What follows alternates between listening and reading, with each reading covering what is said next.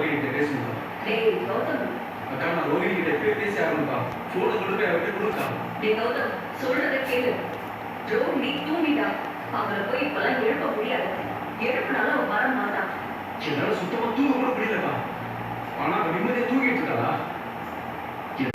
ஒரு ரெண்டு வேலைக்கு போனா உடனே அவளை வெட்டி வேலைக்கு ஆகிட்டே நீ.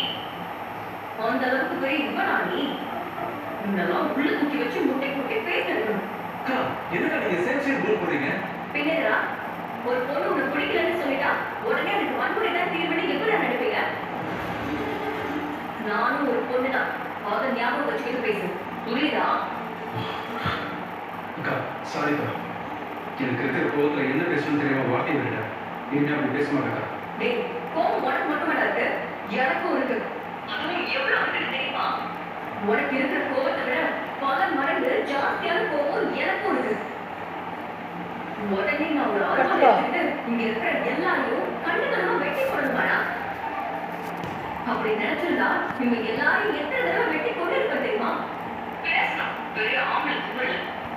இனிமே இந்த மாதிரிலாம் பேசுனா அவ்வளவுதான். அக்கா சாரிக்கா, அதான் மொழி கேட்டல. அப்புறம் ஏன் எனக்கு திட்டுறீங்க?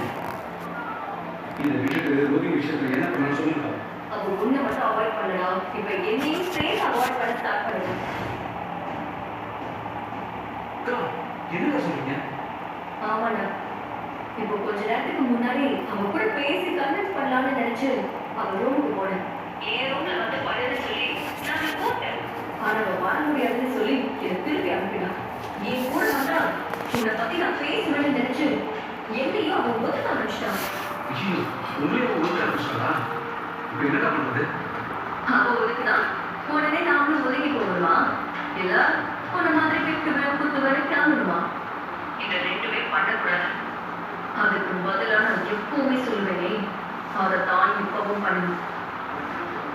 நம்மளோட கோபத்தை ஒரே நாள்ல காட்டி இவங்களை சட்டமெல்லாம் போட்டக்கூடாது.